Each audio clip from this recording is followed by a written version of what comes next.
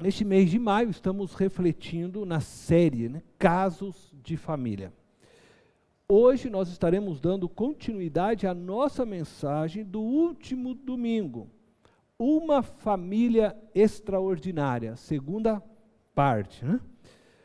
Nossa reflexão, no domingo passado, se baseou na experiência vivida por Lázaro, Marta e Maria, quando Lázaro adoeceu e veio, então, a morrer.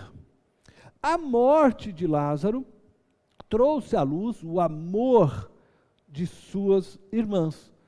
Vimos naquele texto que elas, preocupadas com seu irmão que se encontrava doente, mandou que chamassem a Jesus para que ele pudesse vir, na expectativa de que Jesus o curasse. Então, elas demonstram, durante este período, amor pelo irmão, uma preocupação, mas também fé na pessoa de Jesus, a quem elas estavam depositando sua confiança de que ele pudesse chegar e curá-lo.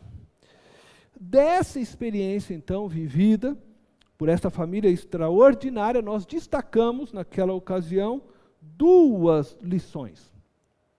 A primeira lição que destacamos foi que precisamos amar e cuidar de nossa família. Estávamos falando da nossa família sanguínea. Afirmamos que é no lar, no convívio do dia a dia, com os nossos, que começamos a aprender a amar de verdade. E que a experiência vivida dentro de nossas casas, nós devemos também trazê-las para vivermos na igreja. A segunda lição que destacamos foi que, diante a decepção e tristeza, nós vimos que Marta e Maria se demonstraram decepcionadas com Jesus, tristes, ao dizerem a ele: se o Senhor tivesse chegado antes, é isso que elas estavam dizendo, meu irmão não teria morrido. Então, aprendemos que quando nos encontramos decepcionados e tristes, até mesmo para com a pessoa de Jesus, ainda assim, devemos confiar nele em todo o tempo. Ainda que os nossos sentimentos digam não, devemos confiar. E nestes momentos em que a nossa fé entra em crise, aprendemos que devemos trazer à memória em quem temos crido.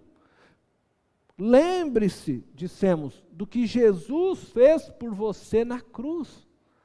Lembre-se de todo o sofrimento que ele suportou por amor a você.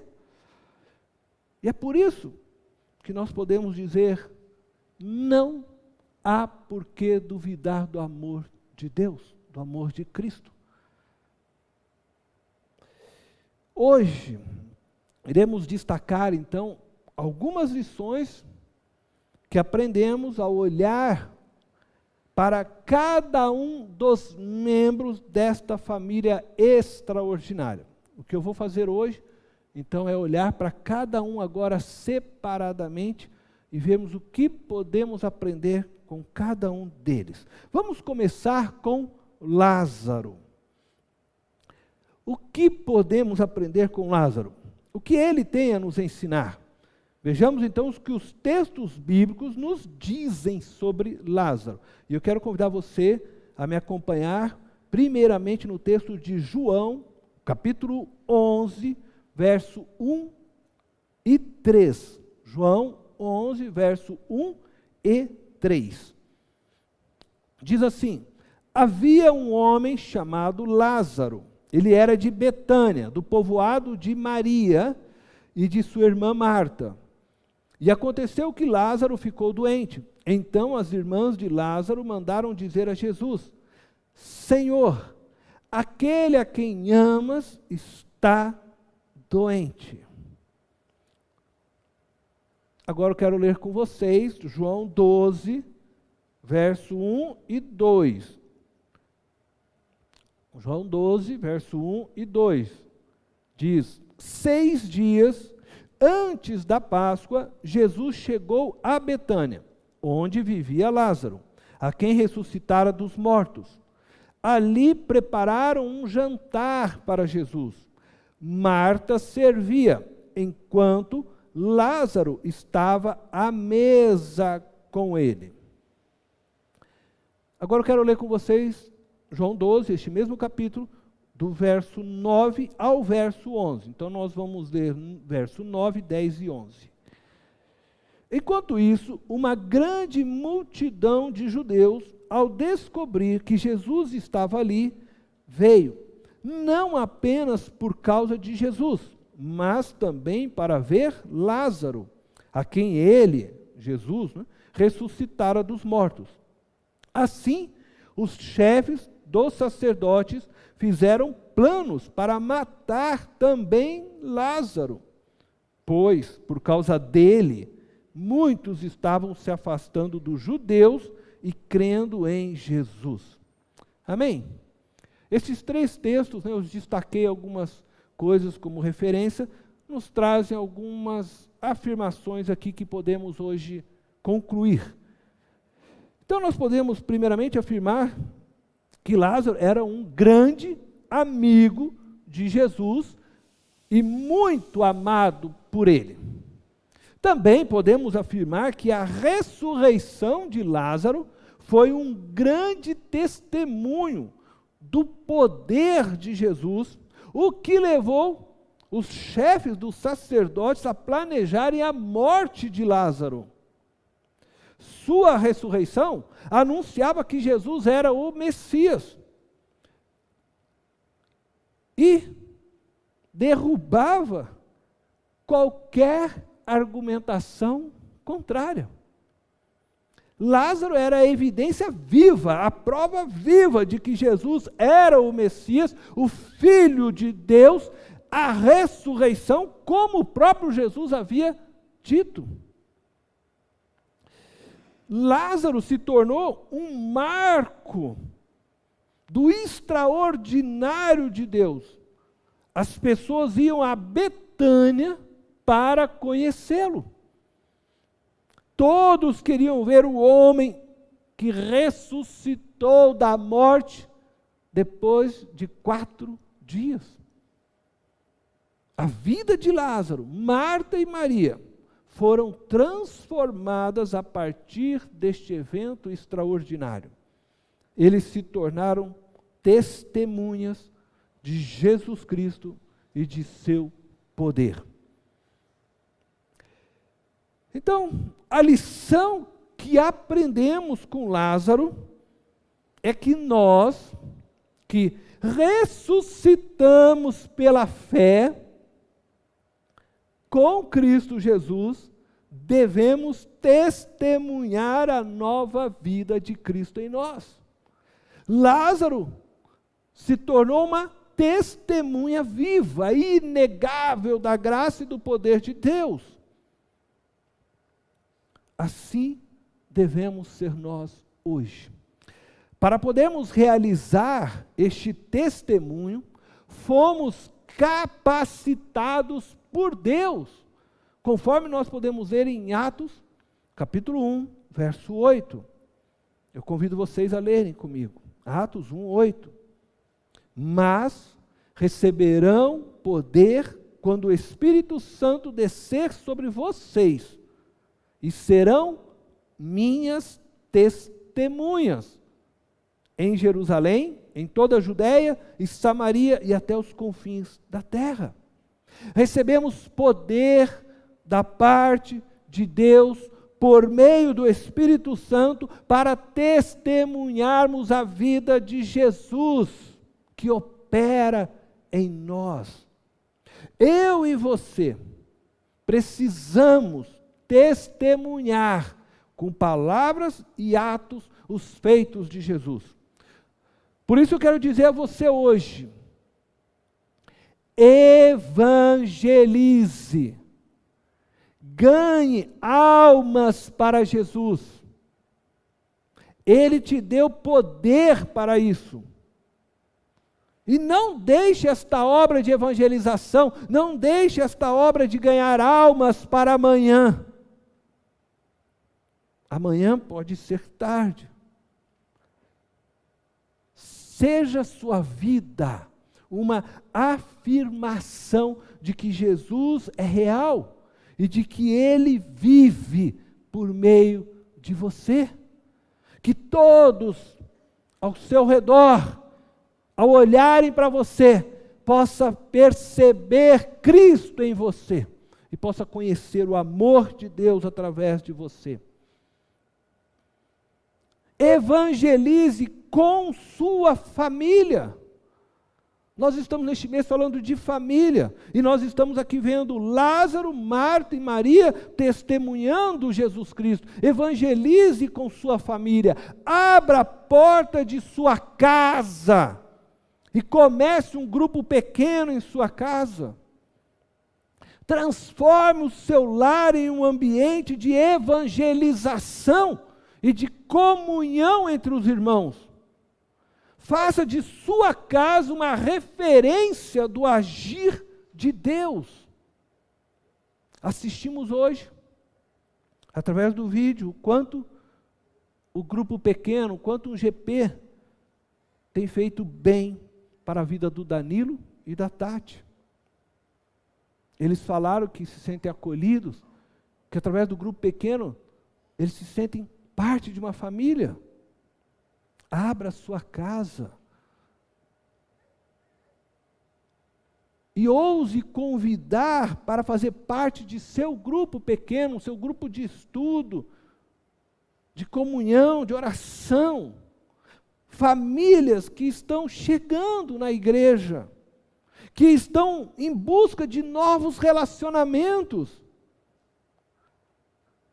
e que precisam de pessoas que as ensinem, que as abracem, que amem, que orem agora com elas, que discipulem elas. Elas estão chegando na igreja. Abra a sua casa, acolha estas pessoas. Esse é o grande ensinamento de Lázaro, sermos testemunhas como família.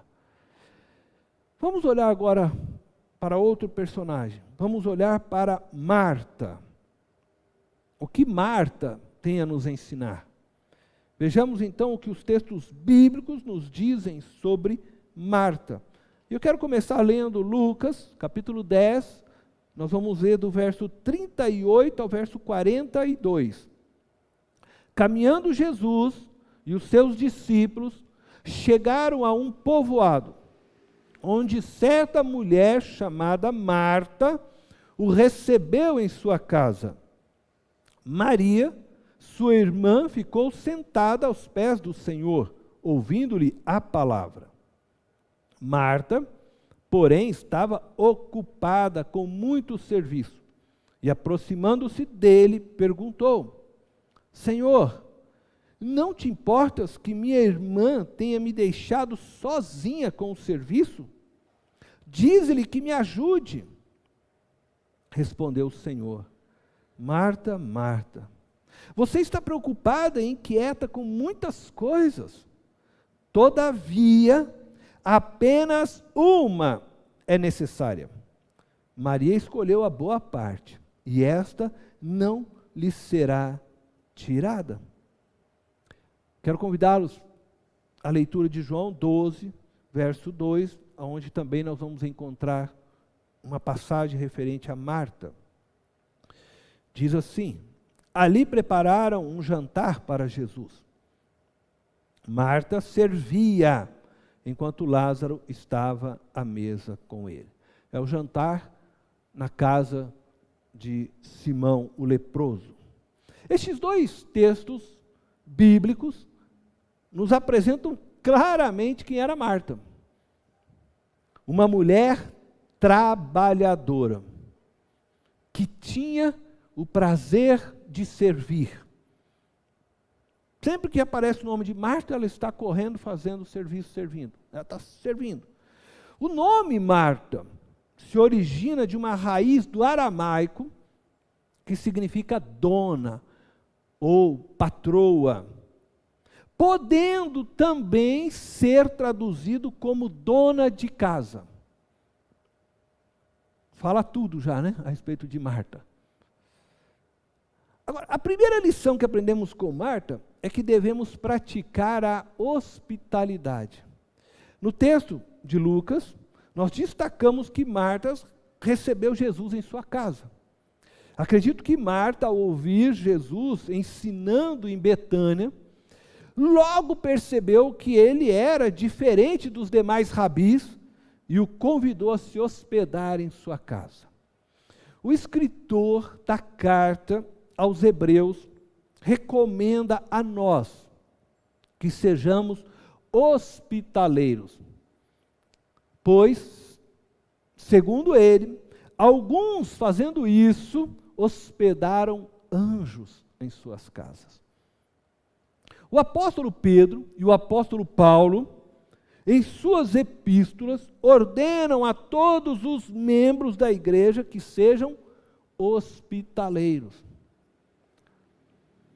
Tito descreve a hospitalidade como uma característica necessária daquele que exerce o pastoreio ou a liderança na vida eclesiástica. Portanto,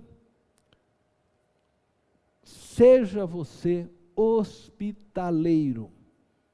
Marta teve o privilégio de hospedar em sua casa Jesus Cristo, Filho de Deus. Você tem hoje o mesmo privilégio.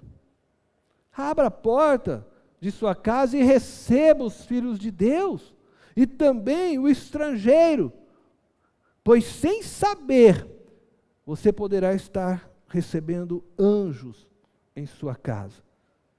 Basta você lembrar das palavras de Jesus, quando ele separou um grupo à sua direita, outro grupo à sua esquerda, e ele disse ao grupo: você me recebeu quando eu tive fome, você me deu de comer, você me acolheu, me foi visitar quando eu estava doente. Tudo que você faz para outro é como se você fizesse para Jesus. E quando você recebe, acolhe alguém em sua casa, Jesus entende que você está fazendo isso para Ele também. A segunda lição que aprendemos com Marta é que devemos discernir o tempo de servir e o tempo de ouvir. Marta estava dando o seu melhor, fazendo com excelência o seu serviço. E nós vamos ver que não basta você fazer com excelência. Isso é bom e agradável a Deus. Contudo, ela estava perdendo o melhor, pois estava correndo atarefada, tentando fazer o melhor para Jesus e os seus discípulos, mas no momento em que ela deveria estar quieta, ouvindo e aprendendo com Ele. Essa é a lição que Jesus dá a Marta, com muito amor, quando ela questiona o fato de Maria, sua irmã, não estar com ela no serviço.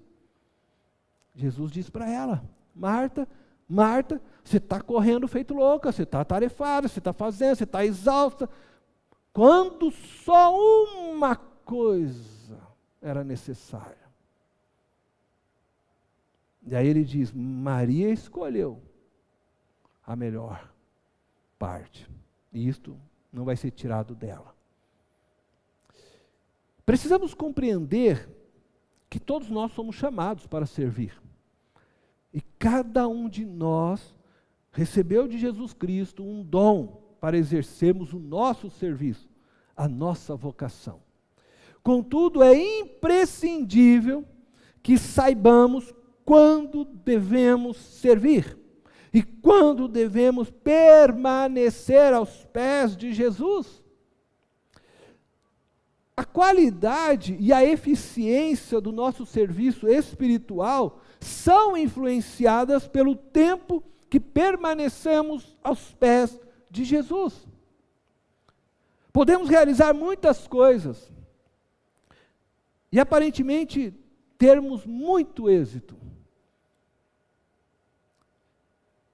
mas se não dependermos inteiramente do que ouvimos, da ordenança, da direção do Espírito Santo, podemos estar, na verdade, realizando muito, mas nada aos olhos de Deus. Assim como a igreja de Laodiceia. Uma igreja que você entra lá no texto de Apocalipse, estava arrebentando a boca do balão. Arrebentando, mas Jesus está batendo na porta, pedindo para abrirem, para deixar ele entrar, porque tudo que eles estavam fazendo não tinha, na verdade, a direção, não tinha Jesus ali dentro. E ele disse: se vocês abrirem a porta, eu vou entrar e cear com vocês. Não é o muito que fazemos que agrada a Deus, mas o que fazemos com Ele e sob a orientação dEle. E a coisa mais gostosa que tem é exatamente quando você passa tempo orando aos pés de Jesus, e aí você ouve o Espírito Santo dizendo: filho, faz tal coisa, e você vai lá e faz aquilo, e você nota que é diferente do que a gente tentar fazer. Não, eu sei, Jesus mandou evangelizar, e aí você sai igual louco aí na rua, parando todo mundo, né? Eu preciso falar de Jesus, você precisa falar amanhã. Mas é diferente quando você ouve Jesus falar: vai até tal lugar e fale do meu nome, porque eu estou preparando algo naquele lugar. É diferente. Até mesmo o culto que prestamos a Deus, ele precisa ser feito em conformidade com a sua orientação, com o seu ensino. Deus não aceita qualquer culto. Não adianta a gente falar que, não, eu vou prestar um culto a Deus, mas eu venho aqui e presto o culto de qualquer forma e trago fogo estranho no altar de Deus. Deus não aceita qualquer culto. Deus já nos orientou como devemos prestar culto. Então, fazer sob a orientação de Jesus exige de nós tempo na presença dEle. Eu gosto de olhar para o Antigo Testamento nesses momentos, porque os profetas de Deus no Antigo Testamento, eles não saíam por aí profetizando. Eles profetizavam quando Deus os mandava dizer algo. Eles permaneciam muito mais tempo na presença de Deus. E só saíam para o serviço profético quando Deus ordenava a eles. E tem profetas que você vai ver aparecendo uma vez, sendo usado por Deus, 2 vezes. Mas eles ficavam ali e só agiam quando Deus orientava para que eles fizessem.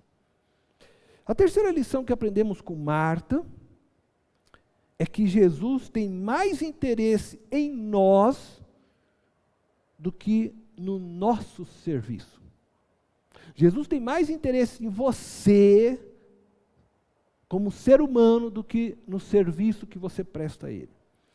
Para Jesus estarmos com Ele é mais importante do que o que fazemos para Ele. Vivermos um relacionamento sadio com Ele é mais importante do que aquilo que nós realizamos como obras, com o fim de agradá-lo.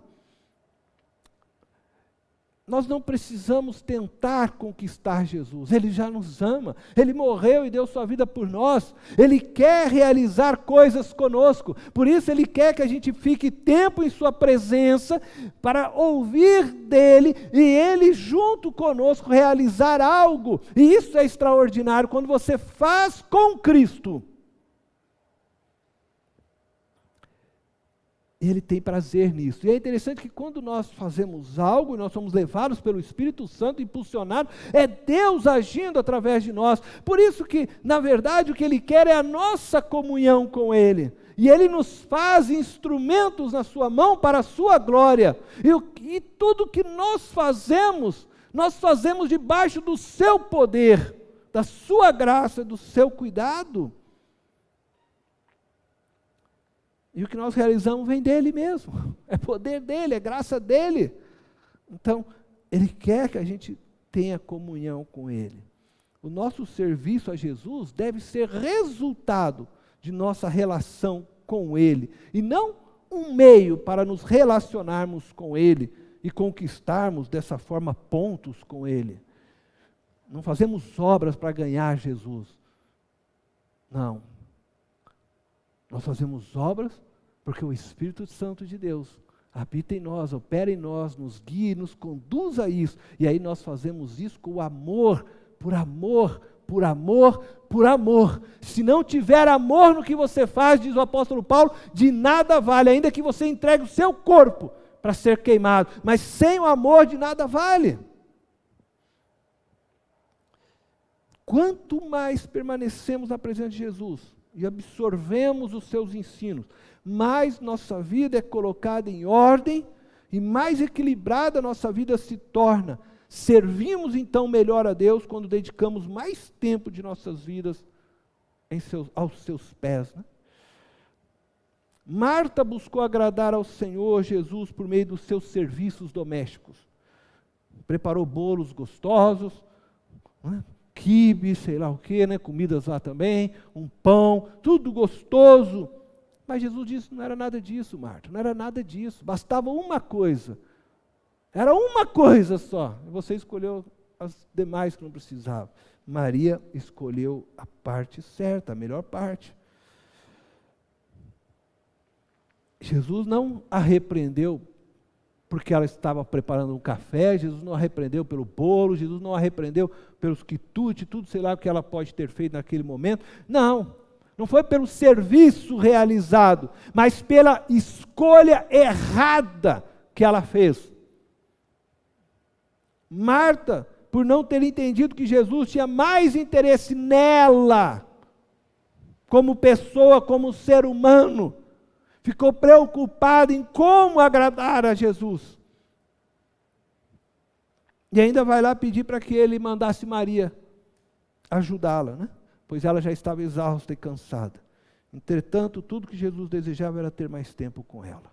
Jesus está interessado em você, no ser humano que você é. Ele não está interessado nas coisas que você pode realizar por ele. Isso ele quer fazer junto com você. Mas o que ele deseja de você primeiro é comunhão com você. É ter relacionamento profundo com você. E as outras coisas são frutos dessa comunhão, desse relacionamento. Portanto, eu digo a você, aquiete seu coração. Pare tudo o que você está fazendo. Se você está nessa agitação, nessa correria louca, para. Se coloque aos pés de Jesus. Você é mais importante para Ele do que qualquer outra coisa. E deixa Ele te guiar, deixa Ele te orientar, deixa Ele te ensinar. Bom, eu quero agora convidar você a olhar comigo para Maria. Nós já falamos de Lázaro, Marta, vamos ver o que nós podemos aprender com Maria. E eu lembro que nós estamos falando de Maria, irmã de Lázaro. Tá? Vejamos o que dizem a nós também os textos bíblicos. Sabemos que Maria morava em Betânia, era irmã de Marta e de Lázaro, provavelmente a mais nova entre os irmãos, visto que Marta parece liderar sobre ela. Maria aparece com destaque em duas ocasiões no ministério terreno de Jesus.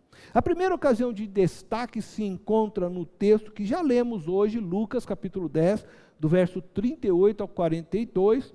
Então, eu não vou ler novamente esse texto, mas nós vimos ali que Maria prefere ficar aos pés de Jesus e ouvir o que ele tinha a dizer, enquanto Marta está lá correndo, preocupada com o serviço da casa.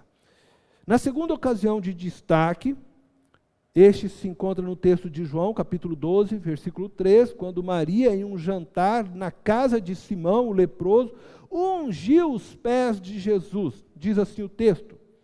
Então, Maria pegou um frasco de nardo puro, que era um perfume caro, derramou sobre os pés de Jesus e os enxugou com os seus cabelos. E a casa encheu-se com a fragrância do perfume.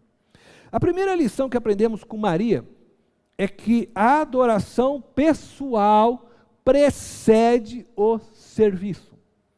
É o que nós estávamos falando a respeito de Marta. Estou colocando uma outra linguagem. A adoração pessoal precede o serviço. Enquanto Marta se fatigava no serviço da casa, buscando agradar a Jesus e seus discípulos, Maria, sua irmã, permanecia assentada aos pés de Jesus, totalmente extasiada com seus ensinos e ouvindo-os com o coração aberto. Ela sabia que o serviço era coisa secundária. Ela não podia perder a oportunidade de se colocar aos pés do Mestre em adoração e aprender com Ele. Depois, sim, se levantar e prestar um serviço a Jesus e aos seus discípulos, que também é um ato de adoração. Então nós aprendemos aqui que a adoração pessoal precede os demais serviços de adoração. Isso significa dizer que primeiro nós precisamos entregar nossos corações a Jesus. Primeiro nós precisamos nos render inteiramente a Jesus. E depois nos levantarmos sob o poder do seu Espírito, debaixo da sua orientação, debaixo da sua unção, para depois sim prestarmos nossos serviços de adoração. E aí, conforme o Espírito orientar a cada um, conforme o dom que for dado a cada um, nós não podemos cair no engano de acharmos que podemos adorar a Deus por meio das obras.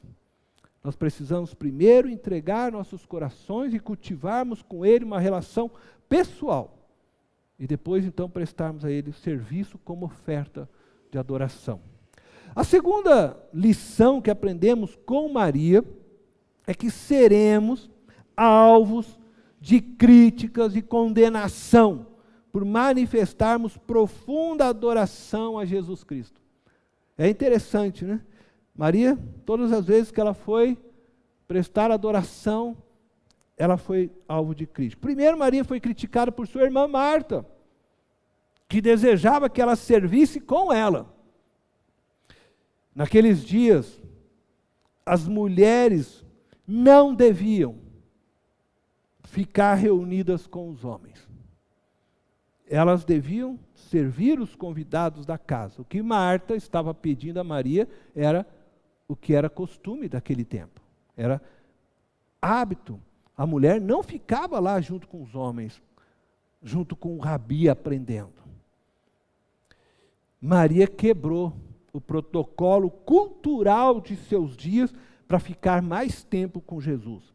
Marta não gostou da escolha de Maria. Aos olhos de Marta, sua irmã não estava sendo justa com ela, deixando para ela todo o serviço, né? Deixando então que ela servisse a todos sozinha. Maria também foi criticada depois por Judas, que considerou um desperdício ela ter derramado aquele frasco de perfume nos pés de Jesus. Judas não foi capaz de discernir que a verdadeira adoração se faz no desprendimento, em dar o seu melhor para Jesus. Maria, assim como a viúva pobre, citada por Jesus, ofertou o melhor que podia para Deus. Portanto, quero dizer a você, não estranhe as críticas quando estiver adorando a Deus de forma profunda. Sempre haverá Martas, querendo que você se mantenha prisioneiro dos protocolos culturais, dos modelos religiosos estabelecidos ao longo dos anos. Também haverá Martas se sentindo injustiçadas em relação a você, e por isso criticando tudo o que você faz. Quando não forem as Martas que te atacar, possivelmente os Judas se levantarão com aquele ar de piedade, de santidade, tentando fazer você se sentir culpado, e dessa forma induzir você a ofertar o seu melhor que seria para Deus, para Ele, de alguma forma, seja nos seus templos, para manter suas obras de caridade e encher os seus próprios bolsos. Não se incomode com as Martas, ou com os Judas. Guarde isso. Maria tentou se defender? Não. Não. Maria não disse nada a Marta, Maria não disse nada para Judas. Ela apenas continuou fazendo o que ela achava que era certo, aquilo que Deus havia colocado no seu coração. Ela falou: eu preciso estar aqui com meu Deus e vou ficar. E ficou. Permaneceu aos pés de Jesus mesmo após a crítica de Marta. Derramou o perfume, enxugou com seus cabelos, sem se importar com o que Judas estava dizendo ou pensando. Foi ousada, corajosa para os seus dias. Os que permanecem na presença de Jesus, em adoração, em comunhão plena, não precisa se preocupar em se defender de ataques e de críticas de ninguém. O próprio Senhor Jesus defendeu Maria diante do desejo de Marta, para que ela se comportasse como os protocolos exigiam, e diante também de Judas, que usava da piedade então para manipular o coração de Maria, e assim obter lucros, para si mesmo. Jesus defenderá os seus adoradores, Ele fará justiça por nós. A terceira lição que aprendemos com Maria é que somos responsáveis por nossas vidas. O texto bíblico nos diz que Maria escolheu a boa parte. Maria escolheu a boa parte, indicando que Marta escolheu servir ao invés de parar e aprender aos pés de Jesus.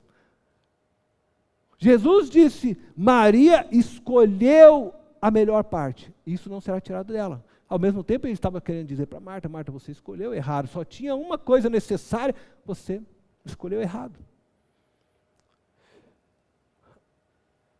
Nós precisamos entender que as escolhas estão sobre nosso poder. Jesus entregou sua vida a você. Ele morreu na cruz por você, te fez livre, entregou a você sua vida. Você é responsável por sua vida. As escolhas que você faz vão refletir na sua vida. E você precisa entender isso. Você é responsável. Marta fez uma escolha. Maria fez uma escolha. E cada uma recebeu segundo aquilo que havia escolhido. A escolha é sua. Marta, mesmo sabendo que Jesus estava em sua casa, ela continuou priorizando o serviço ao invés da adoração e comunhão. Maria, ousadamente, assim como fez, quando ungiu os pés de Jesus na casa de Simão, o leproso, tomou a responsabilidade de sua vida e quebrou os protocolos. Ela nem quis saber quem estava lá, ela foi lá e sentou-se aos pés de Jesus. E todos talvez olharam, porque aquilo não era algo normal, mas ela o fez. E ali ficou. E Jesus se alegrou daquilo. É interessante, né? Porque muitos de nós talvez iam pensar assim, que Jesus ia repreendê-la. Poxa, olha o que ela está fazendo. Isso não faz parte da nossa cultura. Olha que desrespeito, sentou lá no meio dos homens, lá para ficar ouvindo Jesus. Jesus se alegrou, falou: ela escolheu certo. Ela tomou, eu diria, as rédeas da sua vida e fez a decisão correta para estar aos pés do Senhor. Nós não podemos negar a responsabilidade que temos na condução de nossas vidas. Nós somos responsáveis por nossas escolhas. Não podemos parar também por causa das críticas. Temos que fazer como Maria. As críticas sempre acontecerão, mas se você sabe que a tua escolha é a certa, siga, confia em Deus. Mas você é responsável por sua escolha. Você decide se deseja ser um cristão verdadeiramente livre. Cristo morreu na cruz para que você seja verdadeiramente livre, tetelestai. Ele consumou sua obra para que você possa viver sem culpa e sem medo diante de Deus. Ou você pode ser Um cristão escravo dos costumes, das tradições, dos falsos pastores que estão por aí, que escravizam ao invés de libertarem, dizendo que você precisa estar debaixo da cobertura deles. Dos mercenários que usam da fé, manipulando seus sentimentos e desejos para obterem lucros. Você é responsável por sua vida. Você é responsável por suas escolhas. Eu quero concluir com 2 reflexões finais. A primeira reflexão final: se o seu serviço, preste atenção, se o seu serviço de adoração a Deus, a sua vida espiritual, ela está te deixando exausto, amargo, te fazendo mal, fazendo até mesmo se incomodar com a adoração do outro, como estava Marta, é bem possível que você esteja fazendo escolhas erradas. Possivelmente, você está servindo a Jesus sem priorizar a relação pessoal com Ele, sem passar horas ouvindo suas orientações, falando com Ele e fazendo com Ele o que Ele quer fazer junto com você. Fazendo com Ele, debaixo do cuidado, da orientação dEle, do poder dEle. E aí, às vezes, você está fazendo muito, mas está fazendo na sua própria correria, no seu próprio esforço, e você está se desgastando, está morrendo espiritualmente. Eu estou servindo a Jesus, mas estou morrendo porque você não está fazendo da maneira certa, está fazendo escolhas erradas. Você possivelmente está aí fazendo muitas coisas, ouvindo muitas vozes, quando deveria estar fazendo uma só coisa, e ouvindo uma só voz, a voz do seu bom pastor, Jesus. A segunda reflexão que eu gostaria que você pensasse também, essa família de órfãos era uma família comum, de uma pequena vila de Betânia, mas se tornou extraordinária, a partir do momento em que Marta abriu a porta de sua casa para Jesus. Começou com Marta. Suas vidas se tornaram conhecidas de todos pela hospitalidade de Marta, pelo testemunho de Lázaro e pela devoção de Maria. Ainda hoje, nós estamos olhando para esta família e aprendendo com ela. Com cada um dos seus membros, como hoje estamos aqui aprendendo. E ao longo da história, pessoas comuns, como eles, Marta, Lázaro, Maria, se encontraram com Jesus e se tornaram extraordinárias. Pescadores se tornaram apóstolos. Sapateiros, missionários. Escravos se tornaram mártires da fé. Dependentes químicos viraram pastores. Traficantes hoje são evangelistas. Creio que ainda hoje Jesus escolhe famílias comuns, como as nossas, para se tornarem extraordinárias. E eu acredito que Ele quer tornar sua família uma família extraordinária. Ele deseja levar você e sua casa a vivenciarem com Ele o extraordinário. Mas a escolha é sua. A escolha é sua. A responsabilidade da vida está nas tuas mãos. A transformação de sua família está em suas mãos. Você deseja que sua casa experimente o extraordinário de Deus, que tenha uma comunhão profunda com Deus? Se você deseja, comece como Marta. Abra a porta de sua casa hoje. Tome essa decisão. Transforme sua casa num lugar de adoração a Deus, e a sua família experimentará o extraordinário. Amém?